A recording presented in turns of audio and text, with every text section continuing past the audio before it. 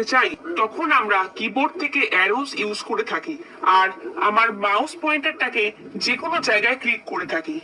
Mouse pointer যেটা কিনা একটা 3 ডাইমেনশনাল প্লাস সাইন হয়ে থাকে আর আমাদের স্ক্রিনে শো করে।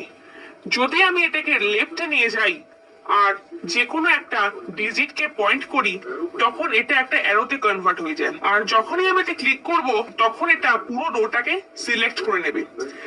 আর যদি আমি এই পয়েন্টারটাকে দুটো ডিজিটের মাঝখানে নিয়ে আসি তাহলে এটা একটা 2 ওয়ে আপ ডাউন অ্যারোতে কনভার্ট হবে। এরকমই যখন আমরা এটাকে দুটো কলামের মাঝখানে নিয়ে যাব তখন এটা 2 ওয়ে রাইট লেফট অ্যারোতে কনভার্ট হয়ে যাবে। আবার যদি আমরা এই পয়েন্টারটাকে আমাদের রিবন সেকশনে নিয়ে যাই তাহলে এটা একটা অ্যারো ফরম্যাট দেখাবে। সো আমাদের মাউস পয়েন্টার আলাদা আলাদা জায়গায় এক্সেল শীটের ভেতরে। যদি আমি কোনো একটা সেলকে সিলেক্ট করে তার কর্নারে নিয়ে যাই তাহলে এটা একটা থিন প্লাস সাইনে কনভার্ট হবে। এখন যদি একে আমরা ড্র্যাগ করি তাহলে সেই সেলকে কপি বা পেস্ট করা যায়, যা আমরা পরের লেকচারে অবশ্যই জানবো। সো আমাদের মাউস পয়েন্টার ডিফারেন্ট রিজিয়নে ডিফারেন্ট বিহেভ করে থাকে। এখানে আমাদের দুটো শীট ওপেন আছে।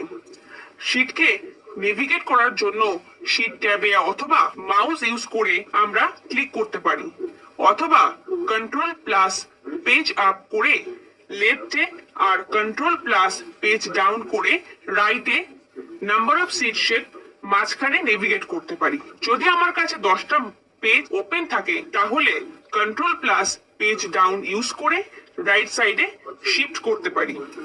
কিন্তু বেশিরভাগ ক্ষেত্রে মাউস পয়েন্টার ইউজ করেই শীট নেভিগেট করা হয়। এখন যদি আমার এই শীটের ডাটা অন্য একটা শীটে কপি করতে হয় তাহলে ভিউতে একটা অপশন আছে সুইচ উইন্ডো নামে। তাতে যদি ক্লিক করি তাহলে আমার এখানে যতগুলো এক্সেল শীট আছে সবকটা শো হয়ে যাবে। যেরকম বুক 1 এখানে খোলা আছে, এর ভিতরে কোনো ডাটা নেই, হতে পারে কোনো ডাটা কপি করার জন্য আমরা একে এখানে রেখেছি। যদি আমাকে আবার আমার প্রিভিয়াস ওয়ার্কবুকে যেতে হয় তাহলে আমি যদি এক্সেল উইথ লার্ন ওয়ান ওয়ার্কবুকে ক্লিক করি সেটা আমাকে প্রিভিয়াস ওয়ার্কবুকে নিয়ে আসবে।